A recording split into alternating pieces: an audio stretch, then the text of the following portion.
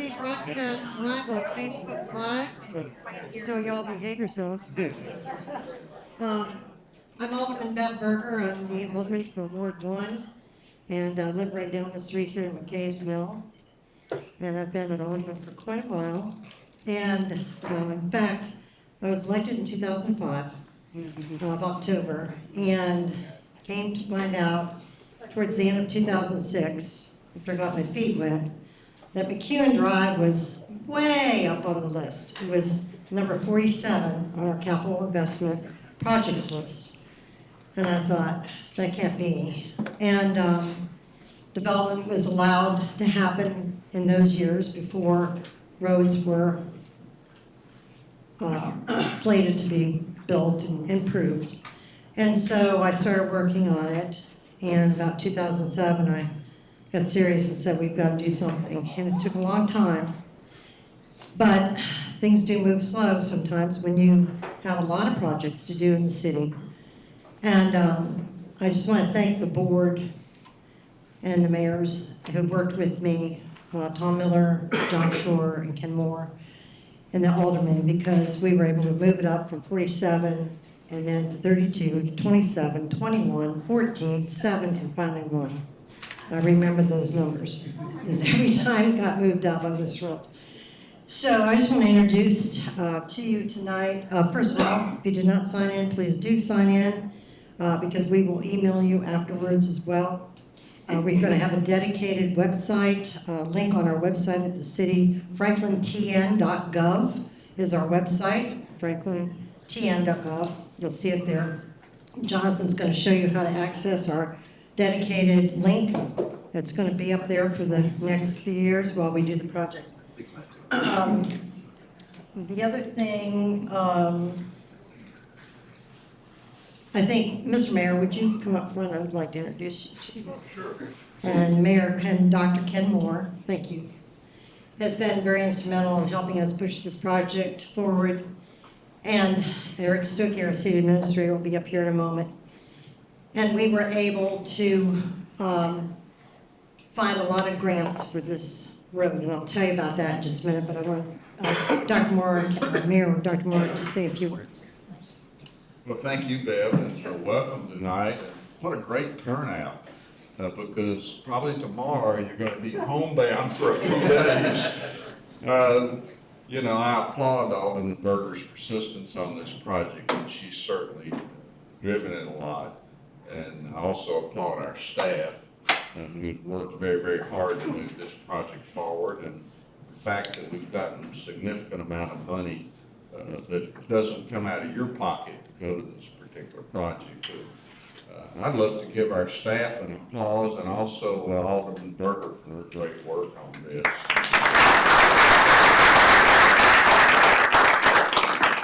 And what a great opportunity tonight to showcase our community college, Columbia State. And this room is open so many times to the public for so many events, and they're doing such great work to help train our students and produce some great kids, and we appreciate that great work. So we got Alderman Potts back there, so thanks for coming tonight, and I think you'll find the professional presentation you'll get will be very informative, so thank you. Thank you. Mary Beth Kelly with the, down back here with the college. Thank you, Mary Beth, for the opportunity to utilize this beautiful room. And Alderman Jason Potts, would you raise your hand? He's in the back against the wall. He is Ward 3, my counterpart, south to me. Thank you for being here. I don't know if I see any other aldermen tonight. I know we had pretty well tied up. Assistant City Administrator Vernon Girth, back here against the wall next to Jason. And I'm going to introduce Eric here in just a second. But I just want to give a special thanks to Paul Holzen and Jonathan Marston, who they're going to be so glad that this project starts, because they heard from me all the time. And they always took my calls, and they always assured me they were working on it day and night, and they constantly were working on this project. with the state, but we were able to get, Eric, is it 33 million right now? Just over 30. Just over $30 million in grants for a $47 million project.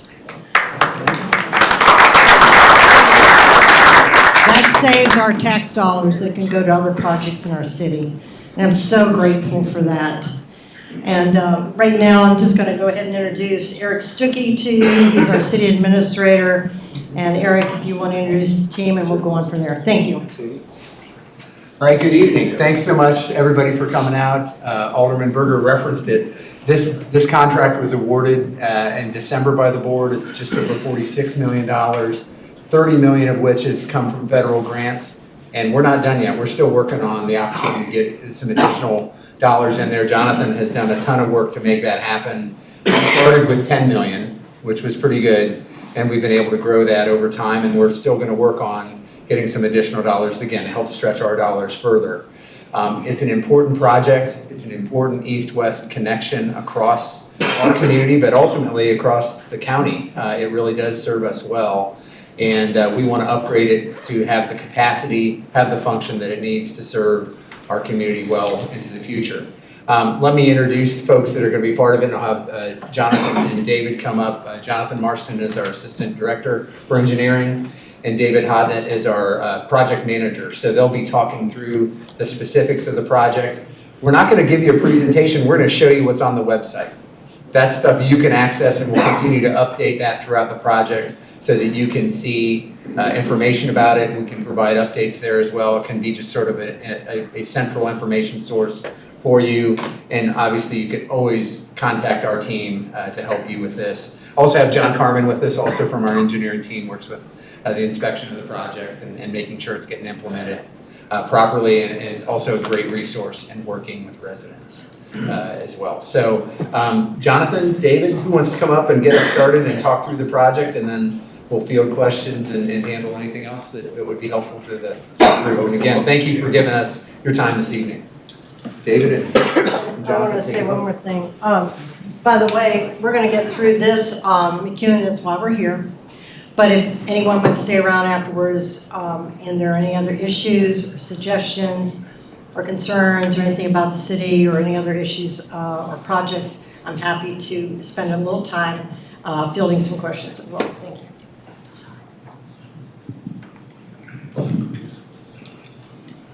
Thank you all for coming out tonight. I've seen a lot of familiar faces because Jonathan and I come back in the spring for the HOA, Master HOA Association. We came out, had a big crowd, and we answered a lot of questions that night about the project. But I'm David Hodnett. I'll be here on the project for the next 3 years. Y'all will see me driving with my gray hair and my purple Trailblazer down here. We call Barney affectionately. But you know, this is going to be a long project, a lot of details. There will be some inconvenience.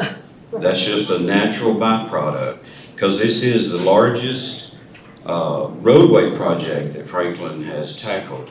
That I believe that's correct in history. So you can see it goes all the way from the circle down at McEwen all the way down to the Wilson Pike.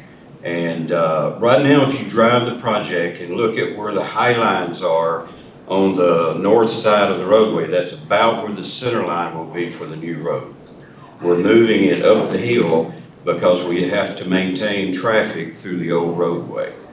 And so that's one reason. This is a lot of earthwork, probably a lot of rock and different things. So I just ask you to bear with us. You know, I started out in this business, I was dark-headed and good-looking. And now you see what I am, 41 years. And I keep telling Paul, our city engineer, this is my last project, because I've been with the city 8 years. I retired from Louisiana Department of Transportation, came up here, and I just turned 64 Thanksgiving, so I'm ready to do my things. So, you know, if it gets too bad, I'm gonna leave before that. But I'll be here for the duration, and I may change my mind before it's over to stay over. I don't know. But, you know, my numbers on the website, my email, I've got a lot of emails from different people asking about it. A lot of people with the realtors, they ask all the time what's going to happen between McEwen 4 and McEwen 5, because people are buying houses, want to know what's going on. So been a lot of interest in this job. So there's my contact Can you information explain there. what your 5 is?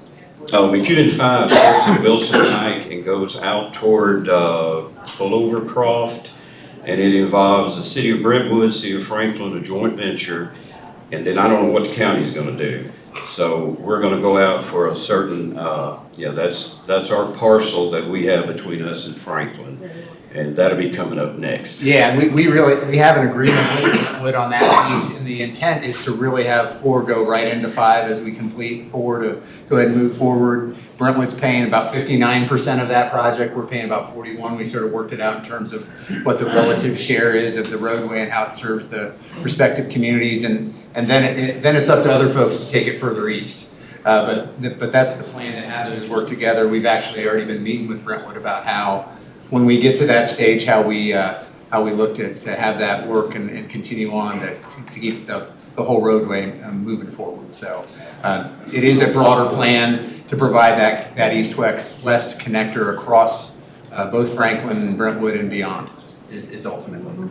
And just to add a little piece in there for beyond, that actually is the long-range plan we've worked out with the municipalities and the counties to the east of us, all the way over to Smyrna. The city of Smyrna actually led, about a year and a half ago, a task group to set an alignment corridor for an east-west connector. We knew that, as all the subdivisions build out, we see a lot of development happening. We were losing our opportunity to set any future east-west corridors. In addition to already having Murfreesboro Road, you have Old Hickory Boulevard to the north. We were losing the opportunities to really get any more east-west roadways. So we've actually set a general corridor of McEwen Drive, Clovercroft Road, and Rocky Springs Road, all the way over basically between I-65 and I-24. We've got a general corridor agreed upon between I-65 and I-24 between all the jurisdictions that are involved. So, and of course, this is McEwen 5 and McEwen 4. Those are both what's in Franklin. So we're actually the furthest ahead of everybody, which is great. So we were generally in agreement with everybody.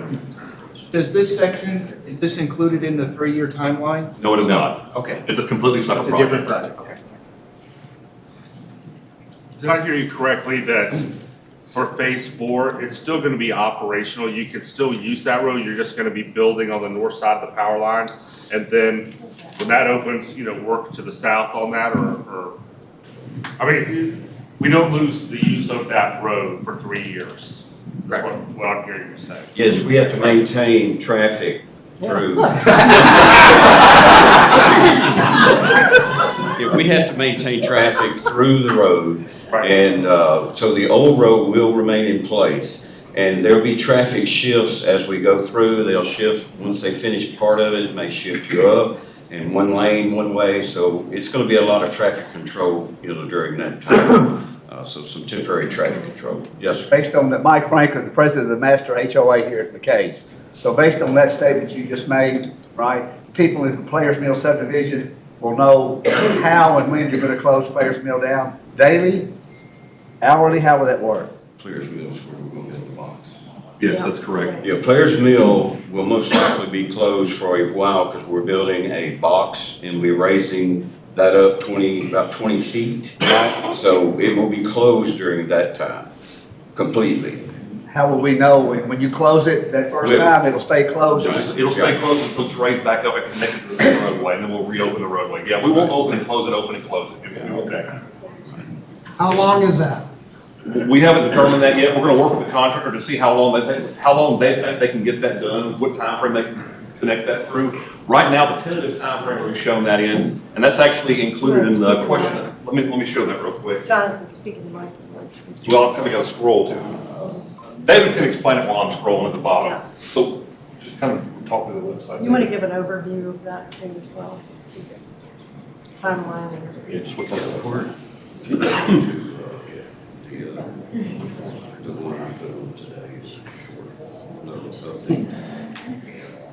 During the last HOA meeting, you actually stated that was going to be roughly a 6 to 8 month closure, at which point all traffic would have to route back through McKay's Mill during that time, including school buses. Is that still accurate? I think that'd be accurate. Depends on the contractor and how fast they build, because that box is a fairly good sized box that will become the old road when we get finished with this project will be a walking trail that goes all the way through. We're going to trim it down to 1 lane and probably overlay it so it'll be a walking trail, and that's why we're building a tunnel, a box right there at Players Mill, because the road has to come up at the new grade. So if you come out of Players Mill, when you first, you go down now to where the sign is, that will all be up and over to the new It'll be a roadway. slightly upgrade or even flat, but it won't go down anymore. If you go straight out to McEwen. So is it still accurate that there is no intention to put a traffic light at Players Mill and McEwen? Not at this time, but that's something we said we would study later, because I think, I thought y'all actually indicated you had already performed this study. now that I don't know. So just to give you evidence, I mean, today to get out of the subdivision, it took 6.5 minutes. Right, As the but traffic sits. with a divided 4-lane, you will have dedicated turn lanes into Players Mill from east and west. And plus you will have a median area that you can cross over, then wait, and then go one way, go back to the west. I think that will help for getting the traffic out, but, we'll have to look at that. How does that compare to traffic at Ovation and McEwen, which has a street light at it today? I And have no traffic is idea. still so heavy, even more traffic is going through McEwen. Just trying to figure out why. The lighted Ovation was added based on the full build out of what Ovation was supposed to be when it was developed and sent through the city. So think of Ovation when it was originally a $750 million development, fully built out. That's what actually got the light put in. If it was Ovation sitting there like it is today, it does not warrant a light. Will it look like an east and west frontage road, and then you're building McEwen up over it, so that we can still get? That's what it will look like during construction, yes, ma'am. I'm not sure the questions are really online, so you might want to repeat those. Okay. I updated the website today, and I'll be updating it very regularly since we're getting into this project. But we bid this job on November the 19th. We had 5 contractors that gave us bids. And we have awarded or fixing to award the contract to Vulcan Construction Materials that's located here. We have office in Franklin. And the low bid was $45,844,010.80. So big project. And for those of you not familiar, Vulcan Construction is the contractor who actually, it's definitely picking me up. But the Vulcan Materials is the contractor who actually just performed and completed successfully, did a very good job on it, the 96 widening, Murfreesboro Road, did a great job on it. We're actually happy to have them. We believe they'll do a very good job for us. Yes, sir. 2 questions. So, do we know what the grade is supposed to be coming up from Players Mill onto McEwen Yes. on the eve of possibly 4 or 5 inches of snow? And then second, the walking trail, we worked with Brentwood on connecting that so we can get over to Smith Park. There's no connection on Wilson Pike itself, so there's not a connection there. That's something we can work out in the future. That's something that's very doable and actually probably qualify for a grant in the future if that's something we want to work with Brentwood on. Yeah, I want to talk about that. What was the grade on going up to Players Mill? I have to look it up, but again, that's something we have to design during that process. So yes, we do have that. It's actually on the website. Okay. And what we want to do when phase 5 gets done, we want a trail that goes all the way over to the school as well, so people can ride their bikes and get over there. I'm working with Lisa Clayton, our Director of Parks, and we want to work with Brentwood eventually to try to connect some more of that with Brentwood as well. So we're looking for grants, and we're looking for all that in the future as this gets done. And the Brentwood Greenway goes to meet at Avalon already. Pardon? The Brentwood Greenway goes to meet at Avalon already, so all you have to do is hit the bottom of Yes. hit the bottom of McEwen, go left and then meet Avalon, Right. and it connects all the way. Lisa's talking with them, and we're trying to work something out in the future for that. But we wanted to get this project started so we would know what we needed to do. And then on the right side of the road, the south side of the road, from the roundabout all the way to Wilson Pike, will be a 12-foot multimodal path, so people can walk, ride, jog. I'm sorry, what was the other question? School. Say connecting to a school, which Oh, Clovecroft Elementary, which is over there on Clovecroft. Yes, ma'am. Question, I was not understanding how much of the road will be closed for 8 months between the roundabout going to Players Mill? I have a house that's between the two. Yeah, the old road will remain open. Okay, so there's an egress for people to come and go to that little house on East McKean. Yeah, we will maintain Yeah, access. the main roadway will have access the entire time. It's just side roads that we have to completely realign that'll be closed. Okay, I was just not Yeah. clear on that. Yeah. Thank you. Has the school, Clovercroft, I've talked to a few people there, they were unaware that this project was about to go. Has this been talked about with like the school buses? Because we have school buses that come from McKay's Mill, picks up and meet at Avalon.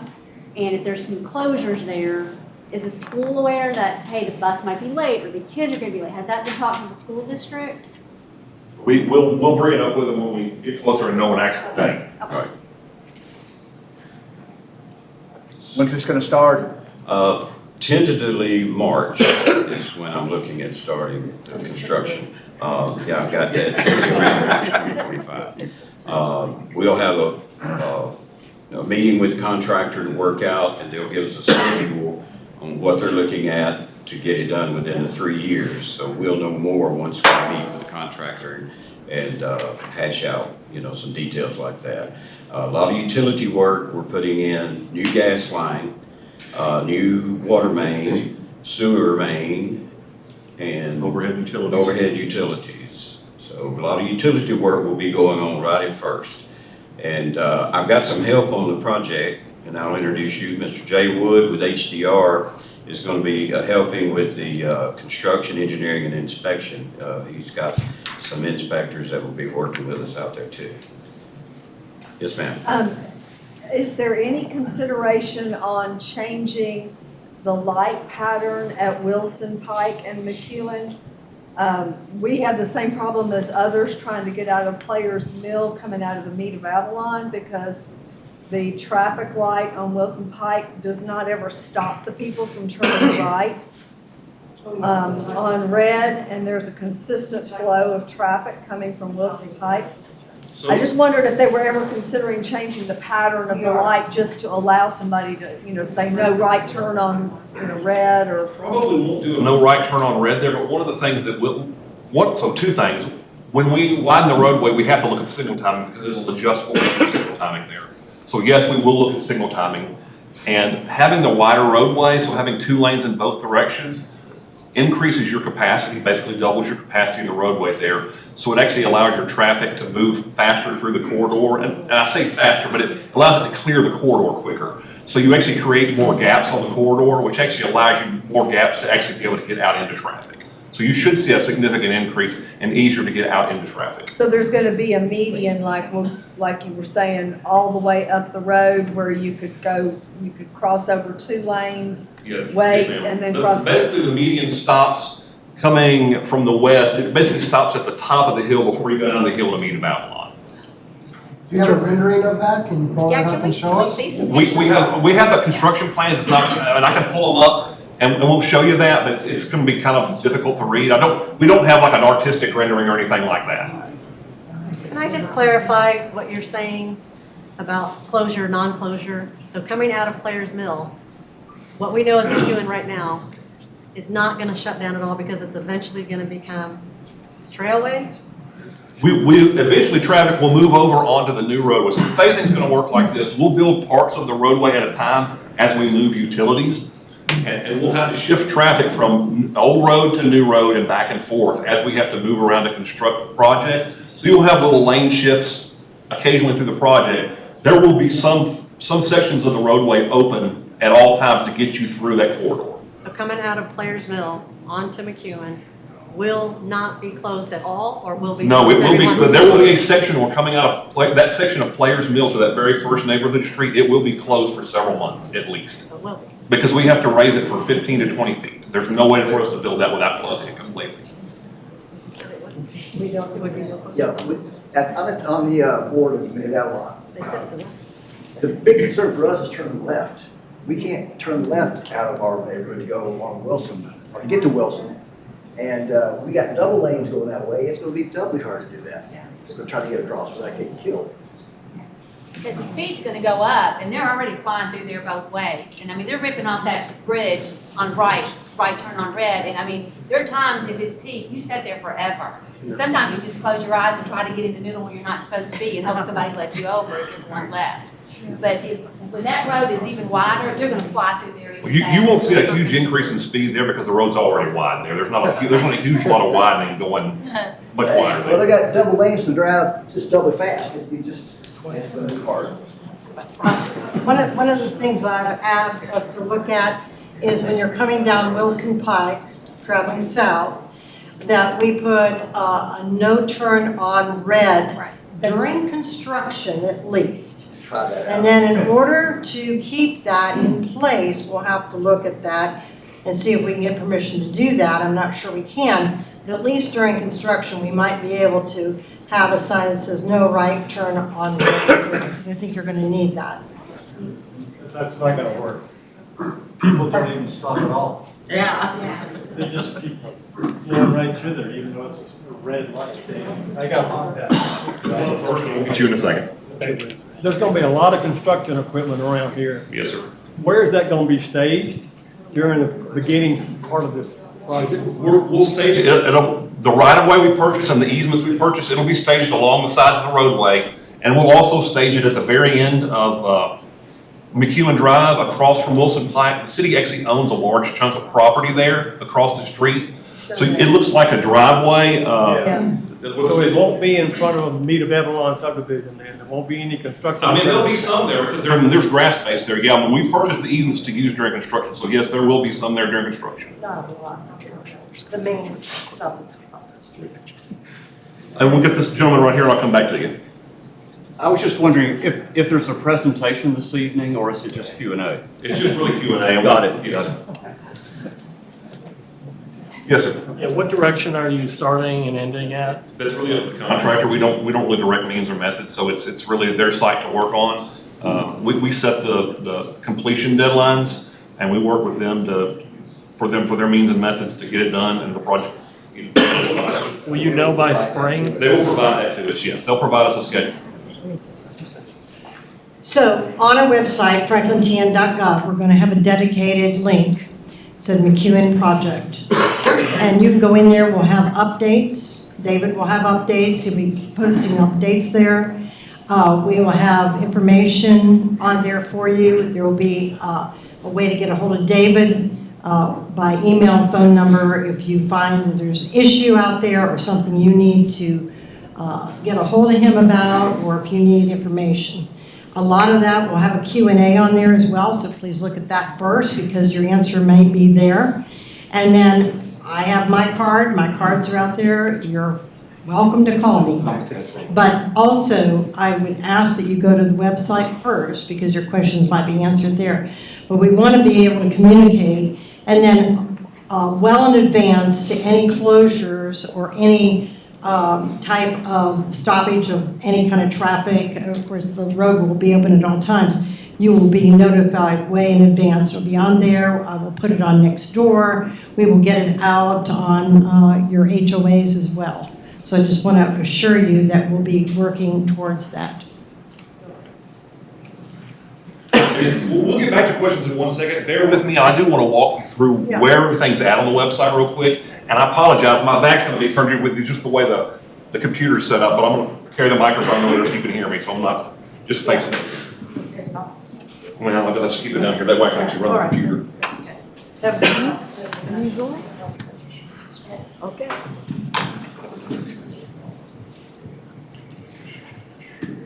So when you go to our City of Franklin website, if you go to the top, if I can get up there, top of the web page and go to business and go to city projects, and there's multiple ways to get to this page, but really the quickest way is to go to city projects.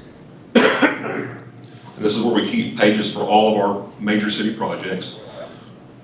There's two pieces here. So for the quickest update, if you just want a brief update what's going on lately, what's happening with the project, you'll click on the Capital Projects dashboard. and just zoom into the area of the city you're interested in a project. And we've got an icon, you can pull up a legend, tells you what you're looking for, transportation project. You can also filter it by just types of projects, so transportation.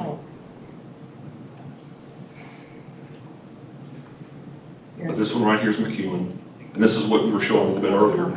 So this is where David will update this. As things change on the project, we want to give a status update to the project. David will put a brief project update here, right here. This explains what the project is. This will stay pretty much static. But this down here will be an updated of what's going on with the project. So that'll be where we see the more live updates that when something's changing out there, we'll put those up. Now, when we go back to the capital projects page, if you scroll down further, we see a little snippet for each major project. And here's McEwen Drive Phase 4, and at the bottom, for more information, go to McEwen Drive. It's got a link to it. And this is the individual project page we were showing earlier. And there's the location map, and there's a full-size version. And actually, when you go to this project page, we always link back to the project dashboard here, so you can go back and get those live updates when you want to. And we offer, again, pretty much the same description that's on both the dashboard and on the project's webpage, just to kind of keep those two in line with each other. But the dashboard is the. The dashboard is the live update. It's the most up to date. This is, the project description here is static. There's nothing really that's going to change here, and sorry. So the dashboard is what you want for project updates. And I'm gonna see if we can get just a link where you don't have to go clicking through some of these. Maybe we can just get a link. There actually was a link at one point. It actually just said capital projects, and there was a McEwen link right underneath it. We'll get that put back. It'll be easier to find. It'll be much easier to find if we get that link. And as we have more information about the overall project timeline, like right now, just as updates will be provided on this webpage when they become available, we'll actually update that section so you'll know more information about what's happening. When there's major road closures, we'll still put those on this webpage as well. So you'll see, important notices, things like that. We'll keep this page updated so you have one place to go to find all this information. And one of the other additional things is project documents. So we'll try to keep anything that's pertinent to the project or really important that we want to get out to everybody. We'll keep those documents here on the webpage so you can download those and really have access to them whenever you want them. And one of the things I'll bring up is we had a bunch of questions emailed to us, and we put together some answers to all of those questions, and you can look at those at your leisure. These are the ones Mead of Avalon sent me, and engineering has all the answers in red. And you can go into that website and find that. Also for the Mead, I will email these to you as well. I have it on my computer today, and I will email it to you. And we've also got, excuse me, the roadway plans, the actual construction plans are on there. It's such a large file, I had to break it up into 3 files. The only thing that's not included are the utility plans, and we typically don't include those because it's other utility providers. We don't like to include their plans when we're not the owner of the utilities. And those plans are 380 pages, so have good internet when you open them. Yeah, and again, if you're not an engineer, and I say even if you're an engineer, if you're not used to roadway plans, these can be very difficult to read and interpret. If you have any questions and you see something in there, please give us a call. We'll be glad to meet with you, come out to your house, meet with you. We'll be glad to talk with you over the phone, email back and forth, whatever we need to do to help you understand whatever you're wanting to understand.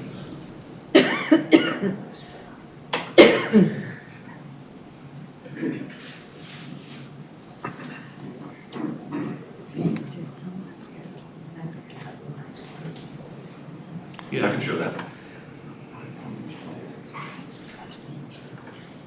Are you going to have a walking path and sidewalks? Yes, sir. Yes. So the existing roadway, we're going to use that as a multi-use trail. Because it's an existing roadway, it actually doesn't technically meet, It doesn't technically meet the ADA standards.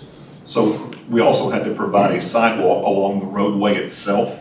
So the multi-use path is actually off the roadway. There'll be sections where it's below the roadway, and McEwen Drive will be up above it.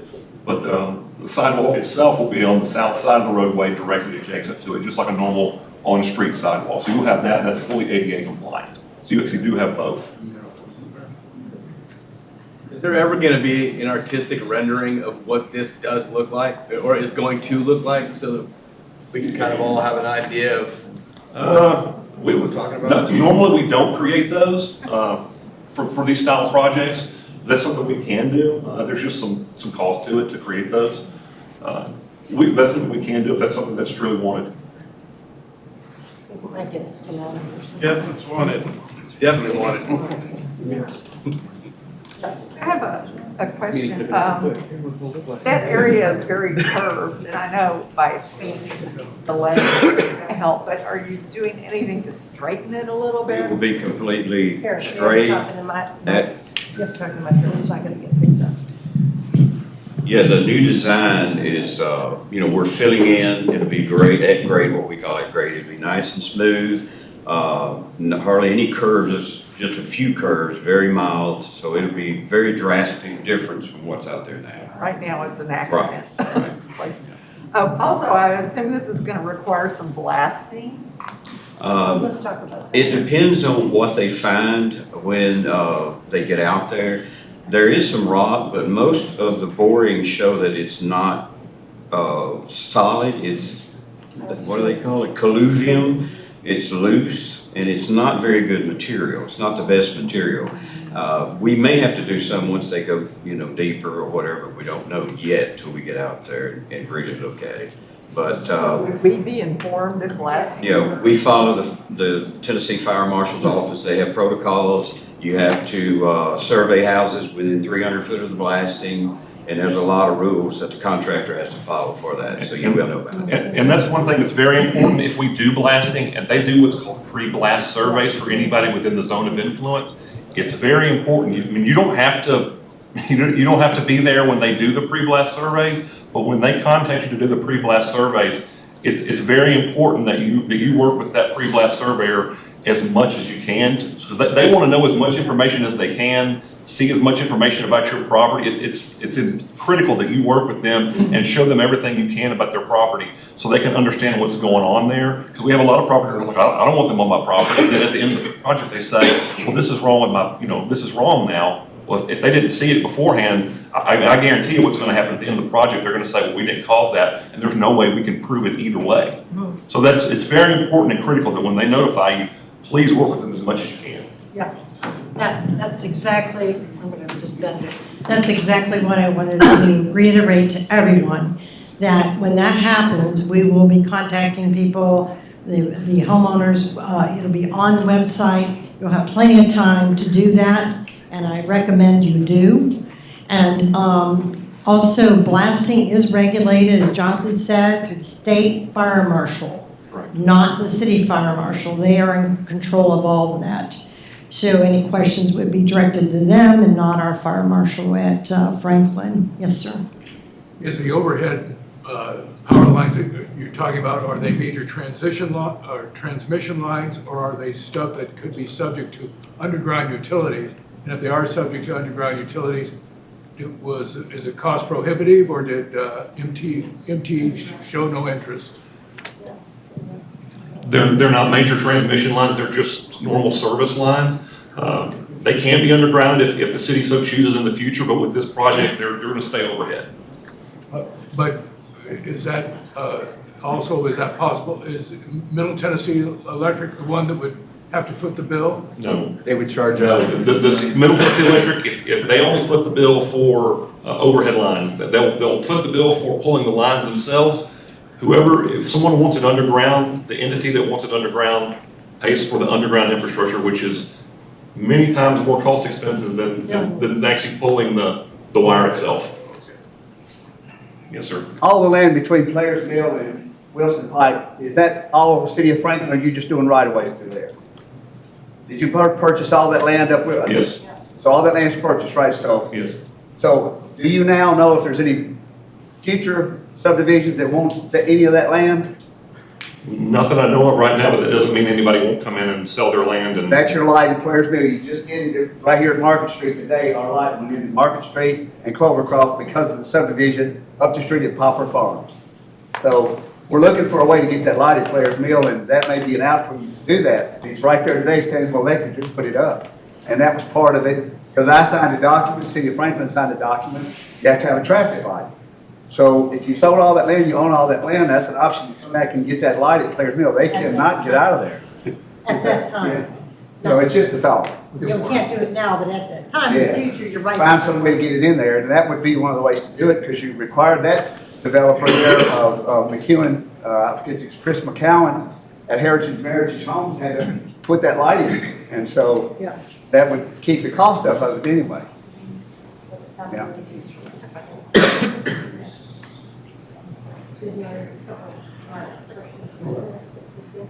When will the surveys for the blasting evaluation begin? That would, excuse me, it'll be determined whenever the contractor makes the determination if they're gonna blast or not, or whether they're gonna do home ramming, which is basically the big pick. Do you think that's March of this year or a year? I really, until we have the pre-construction meeting, I don't know that. I can't even give that answer. Yes, sir. I'd like to go back to the egress, ingress from Players Mill and Round Table. I know you guys said that, McEwen's an east-west, thoroughfare through Wilson County, but it's also for Rutherford to and come from Wilson to, No, Williamson. we agree. Yeah, but my question is that has there been traffic count studies for once this widens, how much more traffic is gonna be driven from 840 Over here. to McEwen now all of a sudden? No, we haven't done a study for the future. We can't, I mean, you can do studies for future, but what we found is when you're trying to do future studies, especially for something like that, without having a specific development to target, and you're saying, we're looking for this kind of growth, really all you can do is put a background growth factor on something. So there's really nothing to actually study per se. So you're really just putting a guess out there. So no, we haven't studied something like that. We know that there's a significant traffic impact out there, and we know it's a huge commuter route. Yeah, because, the reasoning you guys said is that we're gonna have a much easier time getting onto McEwen because you're gonna have more lanes and turnouts. But I also suspect we're gonna see double the traffic on that road too. Yeah, actually just related to that same comment, I'm sure it's no surprise to you all that coming over here tonight from Wilson Pike, the traffic going east was backed up all the way to the roundabout. And so with 4 lanes on one annex, that's going to improve it, but I think it also may potentially attract, more traffic. But my question is anything going to happen at that intersection of McEwen and Wilson Pike? Because otherwise, it seems like we're going to continue to have this bottleneck with maybe just more coming into it. Is something going to happen with that intersection too? We're actually making improvements of that with phase 5. So we're actually scheduled improvements with phase 5, the next phase of McEwen. Yes, that's the next phase. I'm just trying to visualize in front of Mead of Avalon, the road really encroaches on the front of our entrance. Where, there's houses that are not that far from the current road to begin with. Where does the road, you're building on the north side, how far up to our entrance where our ponds are? And we got neighbors that are right, you can see, there's not much land between the current road and our front of our neighborhood. So where does the road, is it curving around, are you connecting it? Yeah, How's that gonna end? There's a good bit of right of way down in that area now, and he's fixing to pull up those sheets and you can kind of see, probably on the second section. But it's not like by Margie's house. And the ponds are right there. There's not much space right in front of us. There's, well, over here. Question here. So is it starting at the roundabout and then going to Wilson Pike in that progression? Or is it starting Wilson Pike and coming back towards the roundabout in that The progression? contractor, once we meet with them and they give us a schedule, we show what phases they're going to do and which direction they're going to work. We cannot tell them to go from point A to B. That's really up to them. And realistically, you're gonna have work going on the entire project for the entire time, because what ends up happening is we run into issues we didn't expect. So to keep progress moving, the contractor will say, well, we can't keep working here, but to keep our guys on the job and keep them working, we'll move over there and start working on that storm sewer. So they'll move and they'll jump around, and that's what people say, why are they jumping around all over the site? To keep the crews active so they don't pull off the job and go somewhere else. Go ahead.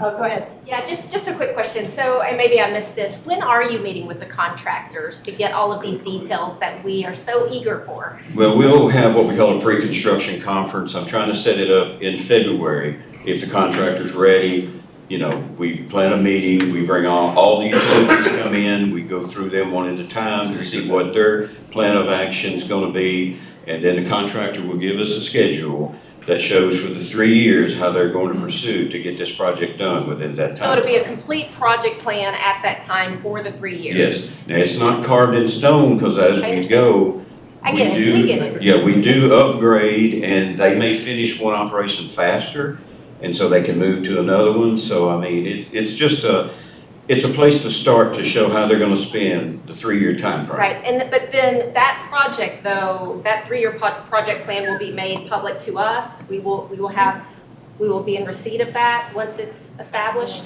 There's some kind of Yeah, we can. high-level outline on the site.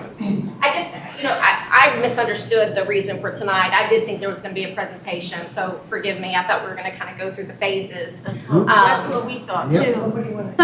It's- And that's okay. There's a but- lot of phasing. We have 11 retaining walls to build. Oh, no, I'm not, And- I know this is a huge project. Right. I just thought tonight we had more of an understanding of really what the project Well, looked Well, like. this will- Let me just We say have a that. suggested phasing that we have through our traffic control plans, Okay. but the contractor may come to us with a better phase and say, hey, we can build this twice as fast if we can go in this route instead of over here. So will we have another one of these once we have those phases a little bit more established, so that we can do another Q and A? I'll be glad to do that. Okay, thanks, ma'am.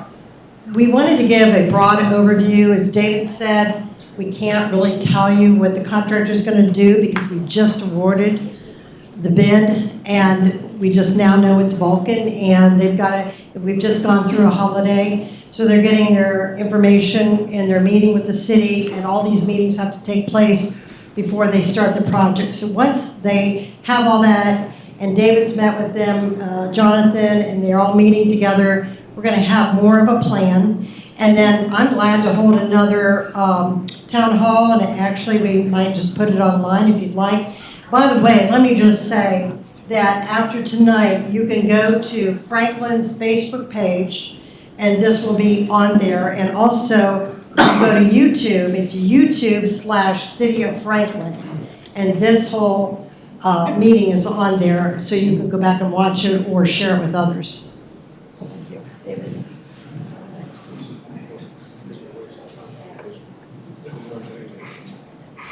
And these questions here that Renita Babylon submitted, they will be here for you all to go in and read as well. There are questions and answers that everyone can read. And this, we have some phasing that is outlined, what we have proposed, which you see phase A is temporary traffic control through the whole part of the job. Initial coordination with the CSX, we're gonna do some bridge repair down on that bridge because there was a water line suspended from it that cracked the side of the bridge, so we're having to rebuild that. They're gonna put out, once they get it all clear, then they start the erosion control, which you'll see a lot of silt fence because we don't want any soil leaving the project site. Because we get cited by TDEC, even though we're a city, and we have our own stormwater inspectors, they have, they're pretty adamant about that. So you'll see a lot of silt fence to contain the sediment, cleared and grubbing, and they'll begin the grading work, moving the earthwork, and then move all the overhead utilities and close the road to the round table for realignment, close Players Mill for reconstruction. So that may be early on. Right now, we're proposing that. And then you've got, let's see, maintenance of access to all the properties for emergency vehicles, construct the frontage road south, begin construction of retaining walls. So that's part of the phasing also is building, part of the roadway. And begin construction with the storm drain system. I've got 2 miles of, I believe it's 18-inch pipe we have to lay out there because you've got so many hills and hollers. So that's the first thing you gotta do is lay the pipe, build box culverts, that before you begin your earthwork coming up. So we've got a lot of pipe work that's gotta be done. And we reroute access to tracks 14, 15, 17 to a temporary access drive. That's up at, there's 5 houses up on the side of the hill that we're gonna build a cul-de-sac that will give them access, permanent access to the roadway. But we're constructing a temporary road for them to have access to there.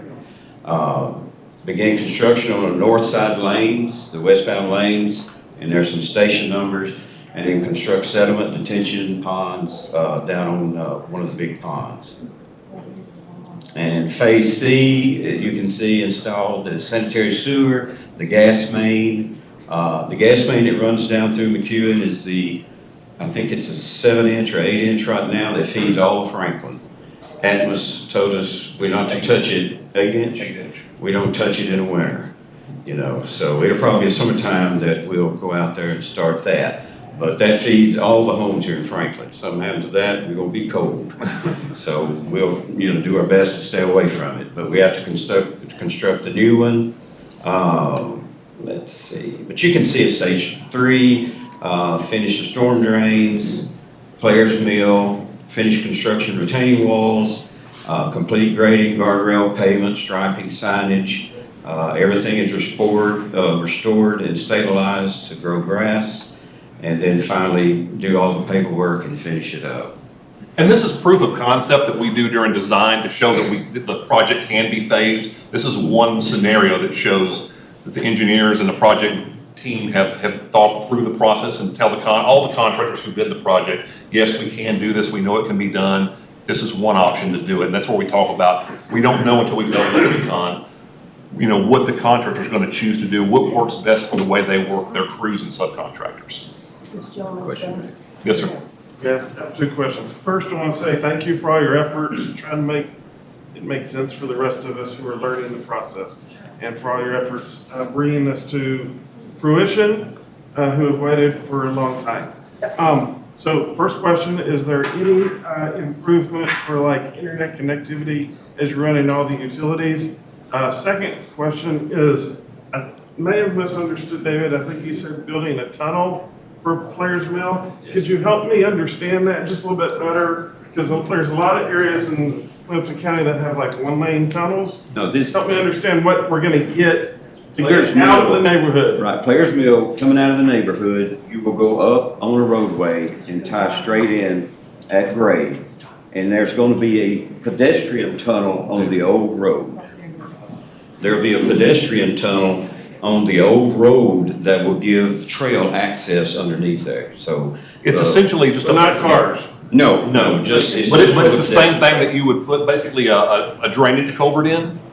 It's a large drainage culvert basically. It'll be decorative, it'll have lighting inside of it, but it's structural enough to allow Players Mill to sit on top of it. Thank you. Is there a similar structure in Williamson County that we compare it to? Yeah. There's actually one underneath Carruthers Parkway. Carruthers Parkway, one out 96. 96 New West. Road, 96 East, up at Trinity. Underneath the train tracks on Wilson Pike, you see. Is that what you're talking about? Yeah, very similar. Yes, Fieldstone Farms, the Safe Routes to School project we did out there, very similar to that. Actually, it's the same thing we did out there, except it's actually going to have more head clearance because we're doing that now and it wasn't done 30 years ago. And to answer the question about the internet connectivity, that's really up to the utility providers. We don't do that. So it'd be great for them to do that while they're out there and they're already putting the lines out there. It would make sense, but we don't have any control over them. This guy back here. Is there a incentive in the contract for the contractor to finish within 3 years and or penalties if they? There are penalties, so those we would put those in automatically. I believe it's $2,500 a day that they don't get done on time. Unfortunately, because this includes federal funds, anytime we include federal or state funds, we are not allowed to do an incentive. But to be completely honest with you, every time we've tried an incentive, except for the most recent project we did it on, it has not worked.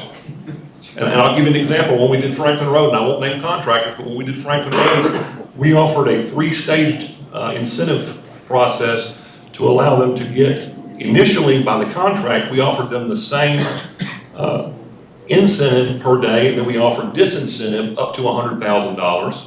And we offered, if they got it done 3 months, an additional lump sum payment of $150,000 If they got it done 6 months early, they got an additional lump sum payment of $250,000 for a total of $500,000, and it didn't move the needle. At the end of the day, they actually owed us about $480, almost $500,000. So it was $1 million the other way. Yeah, two questions for you. One is, the old road, is it gonna stay within? It's just not gonna be a road? Portions of it. So we'll use portions of it, and portions of it will be integrated into either the slopes of the new roadway or the new road itself.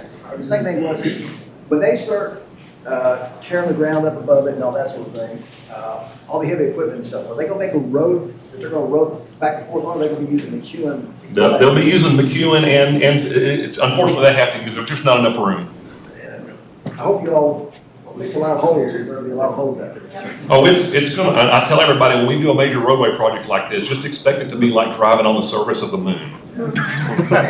If you ever want people to slow down on McEwen Drive, they're gonna slow down on McEwen Drive. This is gonna be the opportunity, you're gonna get some serious traffic control out here. And, yes, sir. Well, you were showing a slide earlier, it looked like maybe that was the entrance to the need. And I was gonna bring that up for David, so I had I'm to. curious if we could see with what you have now, where the road is going to be in the future relative to where it is now. Yes. At that entrance. And one of the things we can work on, I can get the CAD files, and I can actually put those where they line up on a Google Maps image. They won't line up perfectly just because of the way technology works, but I can actually put that where you'll have an aerial image in the background. You can turn those layers off and on. It gets a little cumbersome, but we can do that and post that online. Is there a regulation of start time and stop time each day? There are, so our standard City of Franklin work hours are Monday through Friday, 7 a.m. to 6 p.m. Saturday is 9 a.m. to 6 p.m. If they're doing something that doesn't create a lot of noise, if they're doing like handwork, things like that, fairly contained stuff, they can actually still start at 7. They can't work on Sundays, they can't work on the city holidays, which is most major holidays, unless they have prior authorization by the city manager.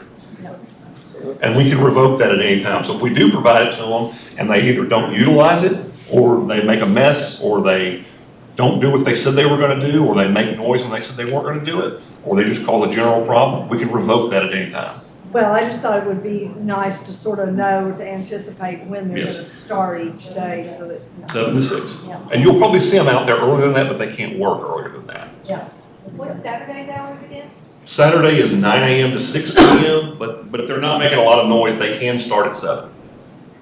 Has there any evaluation been done on Town Park Lane between Players Mill and Liberty Pike? There's some settling around Flanders and some rough pavement there, and I'm thinking when you're closing 6 to 8 months, that back entrance, all that traffic's gonna be going through Town Park.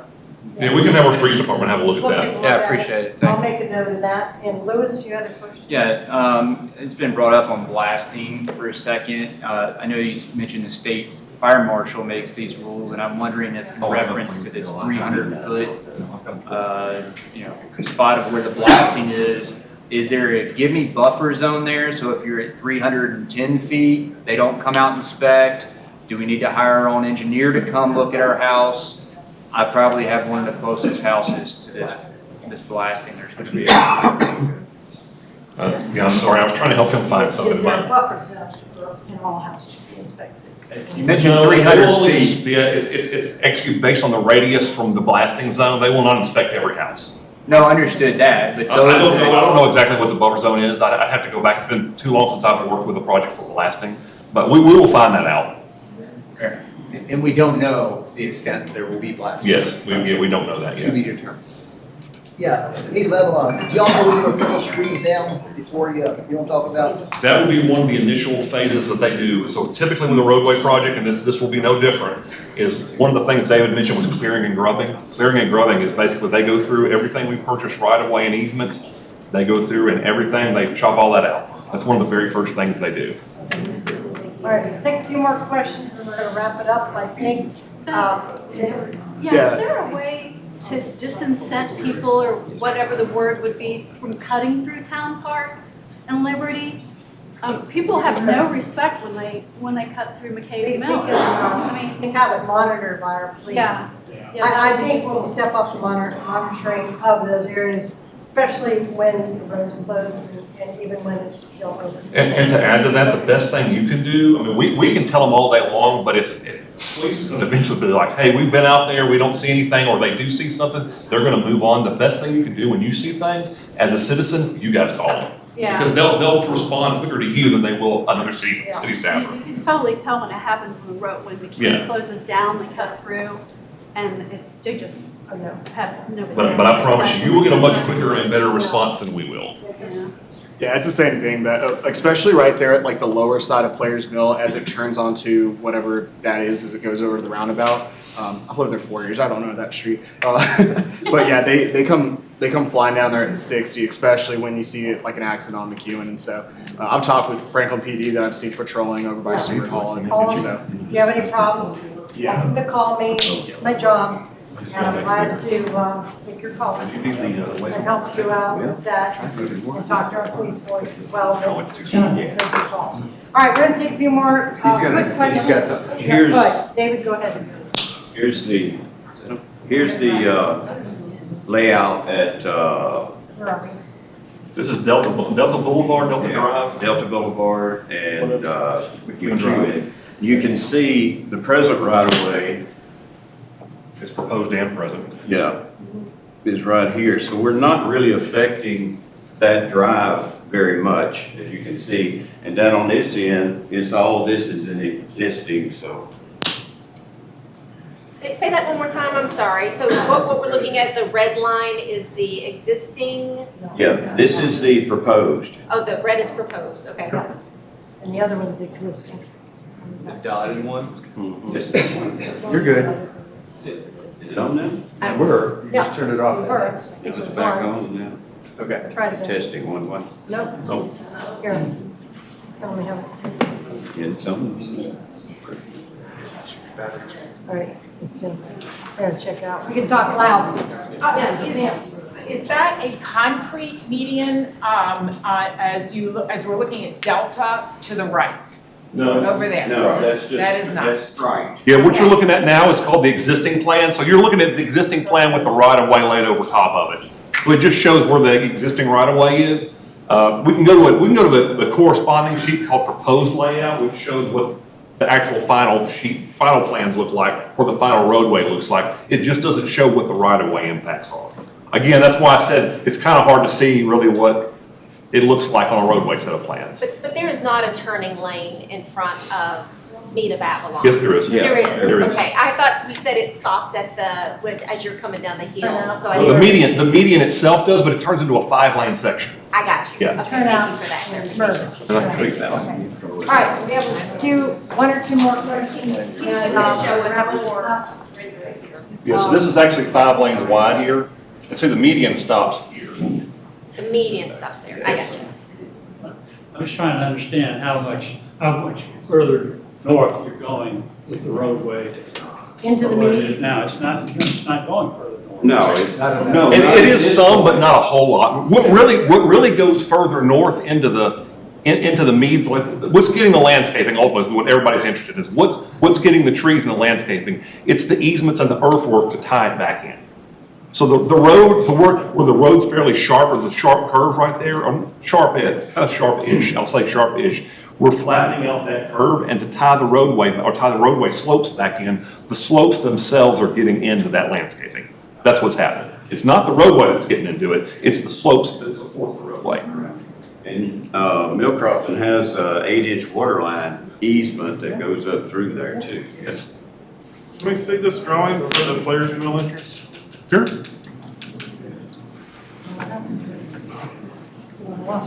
We've got those places. All right. David, you're pretty well wrapped up. All right, I think we're pretty well wrapped up with this. Are you pulling up yourself? He's pulling up. At Players Mill, where it comes out and goes up, McEwen, how high is that going? Yeah, this goes down now. It's gonna be about roughly 15 to 20 foot of fill. 15 feet up? But it will meet the road is going to be up. Yeah, when you go back into the subdivision, there's a road that turns to the right, I'm gonna point that Yeah, out. the earthwork, we will start right about here and then go toward the roadway. This is Players Mill coming out onto McEwen. So I live on Broadmoor right there. My backyard faces McEwen. I'm just curious, what am I gonna be looking at when I look out back? A retaining wall?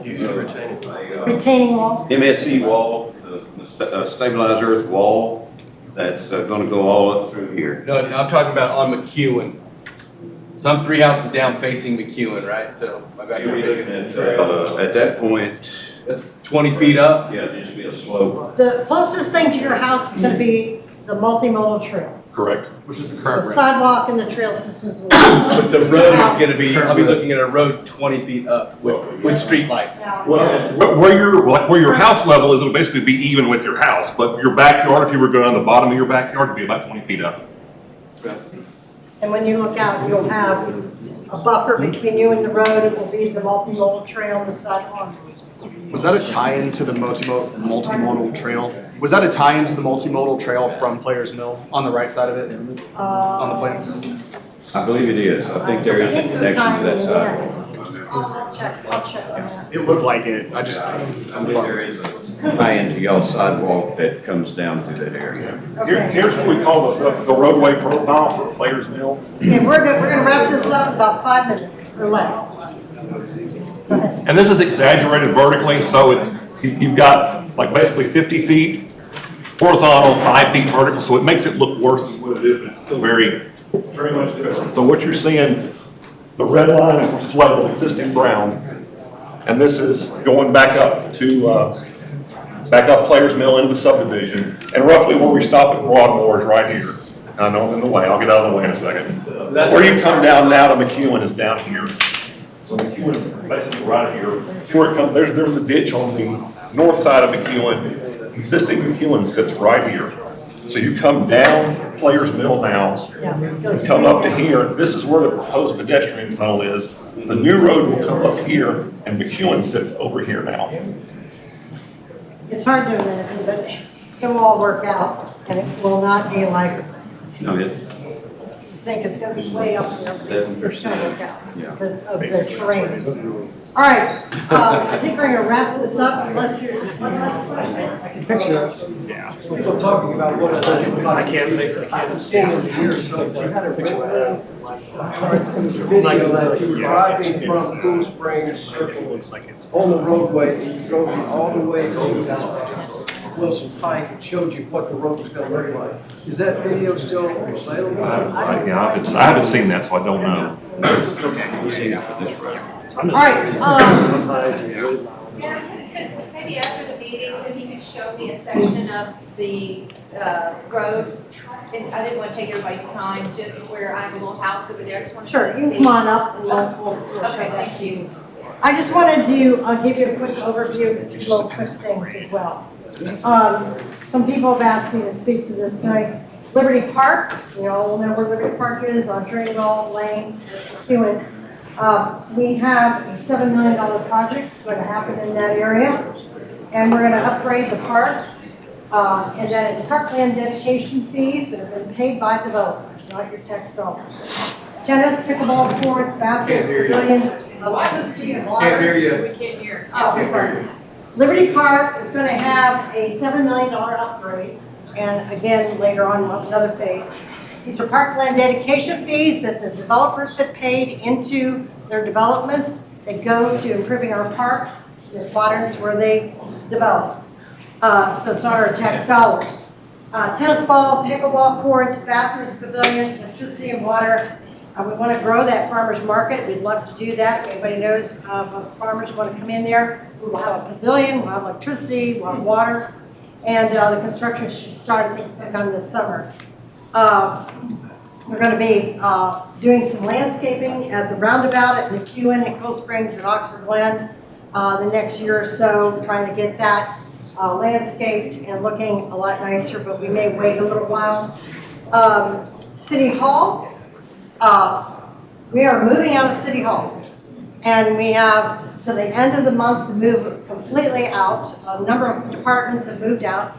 We are temporarily being located at First Bank, on Columbia Avenue. So if you go down Main Street from the square, hit the Starbucks and 5 Point, go up Columbia Avenue, there's the transit building, and the First Bank building is right there on the right. You're moving to that.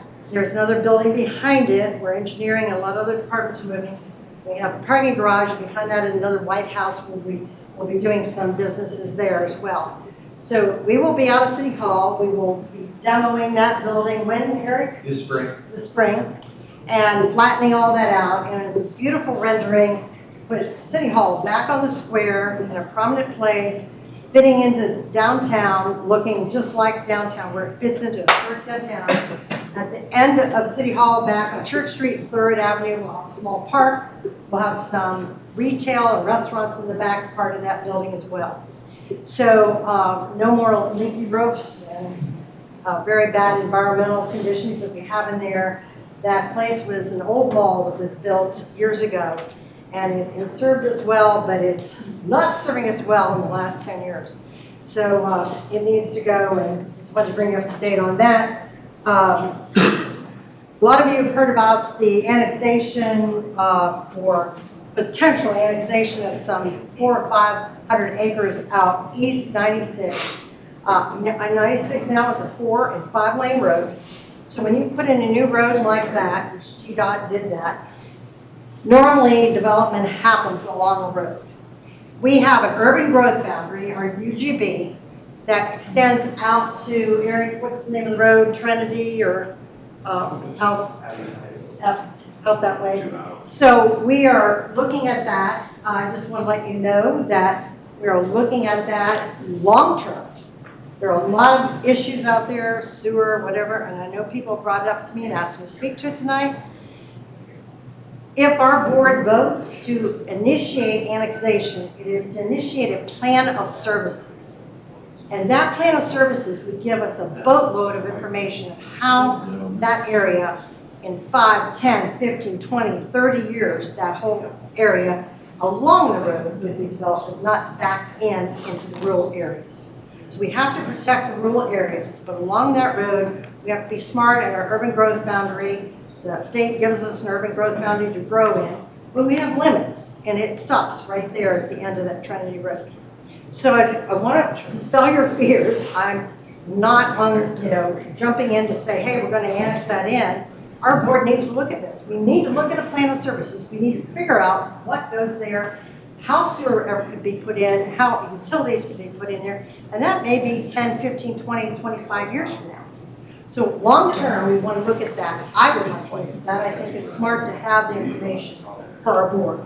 Somebody wanted me to speak to that. City Hall, road infrastructure, Jordan Road over there by Sam's Club, across the street from Sam's Club. That Jordan Road is going to be done and open in about 3 or 4 months, maybe. Jordan Road's open now. Yeah, I finished it. And they got a bonus. They did? They're gonna get the full bonus on that one. Good. I haven't been over there, and I've been gone 2 weeks. We will, Jones Brothers Contractors, so we'll say their name out loud. Yeah, Full bonus. So that's happening, Liberty Pike at Mallory Lane. We're going to be redoing that whole intersection down there.